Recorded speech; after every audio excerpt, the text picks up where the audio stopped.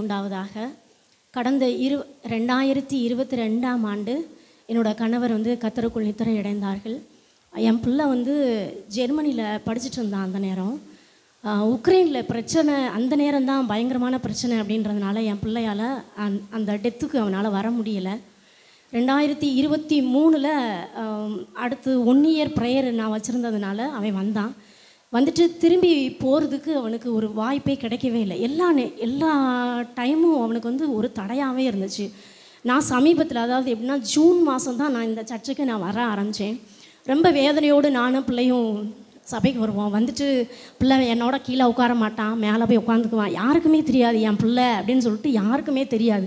அது பாட்டுக்கு வரும், அது பாட்டுக்கு போயிடும் பேசாமல் அமைதியாக. ஒரு நாள் நான் இப்படியே உட்காந்து வருவேன், நான் ஜோம் பண்ணுவேன். இப்படியே ரொம்ப ஆவலோடு, ஆண்டவரே நான் இந்த சபைக்கு நான் வந்திருக்கிறேன், இந்த ஆண்டு நீங்கள் எனக்கு நல்ல வாக்குத்தத்தத்தை தரணும், என் பிள்ளைக்கு ஒரு அதிசயம் நடக்கணும் அப்படின்னு சொல்லிட்டு ரொம்ப ஆவலோடு அழுகையும் கண்ணீருமா தான், எப்பயுமே இந்த அழுகையும் கண்ணீருமா தான் இருப்பேன். ஜோம் பண்ணிகிட்டே இருப்பேன், ஆண்டவரே எனக்கு ஏதாவது வாய்க்கணும் ஆண்டவரே அப்படின்னு சொல்லிட்டு ஸ்டெப் எடுப்போம். எப்படின்னா கவர்மெண்ட் வரைக்கும் போயிடும். ஒரு தடவை ட்ரை பண்ணும்போது தமிழ்நாடு கவர்மெண்ட்டில் விட மாட்டேன் அப்படின்னு சொல்லிட்டாங்க.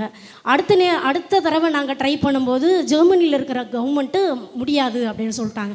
என்ன செய்கிறதுனே எங்களுக்கு தெரியல. மனிதர்களாலும் கைவிடப்பட்டு ஒதுங்கி, ஆண்டவரே நாங்கள் இந்த மாதிரி இருக்கிற சூழ்நிலையில் நீங்களும் எங்களை கைவிட்டுறாதீங்க ஆண்டவரே அப்படின்னு சொல்லிட்டு ரொம்ப வேதனையோடு நான் இங்கே சபைக்கு நான் வந்தேன்.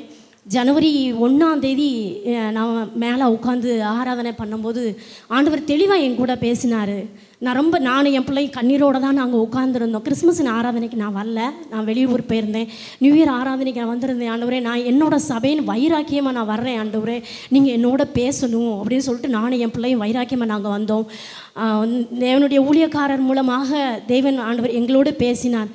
பயப்படாதே, உன் வேண்டுதல் கேட்கப்பட்டது என்று சொல்லி பேசினாங்க. நானும் என் பிள்ளையும் ரொம்ப சந்தோஷப்பட்டோம். ஆண்டவர் இந்த வருஷம் நம்மளோட ஜெபத்தை ஆண்டவர் கேட்டுட்டாரு அப்படின்னு சொல்லிட்டு. அப்புறம் அதுக்கு பிறகு நாங்கள் ஒவ்வொரு ஸ்டெப்பாக நாங்கள் எடுக்க ஆரம்பித்தோம். ஆண்டவர் எல்லா காரியங்களிலும் நேர்த்தியாய் வழி நடத்தி, போன வாரம் பிள்ளை ஜெர்மனிக்கு போவதற்கு கர்த்தர் கிருபை பாராட்டினார். அவனுடைய யாத்திரையிலே ஆண்டவர் கூட இருந்தார். பத்திரமாய் போய் சேர, அவனுடைய காரியங்களிலே செயல்பட கர்த்தர் கிருபை பாராட்டி இருக்கிறார். தொடர்ந்து என் பிள்ளைக்காகவும் எனக்காகவும் ஜெபம் பண்ணிக்கோங்க. அவன் படித்த காலேஜிலேயே திரும்ப அவனை ஒரு லெக்சரராக நீ இருந்துக்கோப்பா அப்படின்னு சொல்லியிருப்பாங்க போல். அவன் என்கிட்ட கேட்டான். போன உடனே இந்த மாதிரி சொல்கிறாங்கம்மா, நான் என்ன செய்யலாம் அப்படின்னு எனக்கு தெரியல அப்படின்னு சொன்னான். நான் ஒரே காரியம் சொன்னேன், ஆண்டவர் உன்னை என்ன காரணத்துக்காக அங்கே திரும்பியும் கொண்டு போயிருக்கிறாரோ அதை நீ ஜெபம் பண்ணி ஆண்டவர்கிட்ட கேளு. ஆண்டவருக்கு சித்தம்னா நீ தொடர்ந்து அங்கே இரு, இல்லைன்னா உன் சர்டிஃபிகேட்டை வாங்கிட்டு நீ இங்கே வந்திருப்பா, நான் அம்மா தனியாக இருக்கேன் அப்படின்னு நான் சொல்லியிருக்கேன். தொடர்ந்து எனக்காகவும் என் பிள்ளைக்காகவும் ஜெபம் பண்ணிக்கோங்க. எங்களுக்காக அதிகமாக ஜெபித்த சபையார், வியாழக்கிழமை ப்ரேயர்லலாம் எங்களுக்காக ஜெபம் பண்ணியிருக்கிறீங்க, ரொம்ப நன்றி செலுத்துகிறேன். எனக்காக பாரம் எடுத்து ஜெபம் பண்ண ஊழியக்காரருக்காகவும் ஊழியக்கார அம்மாக்காகவும் நான் ரொம்ப நன்றி சொல்லிடுறேன்.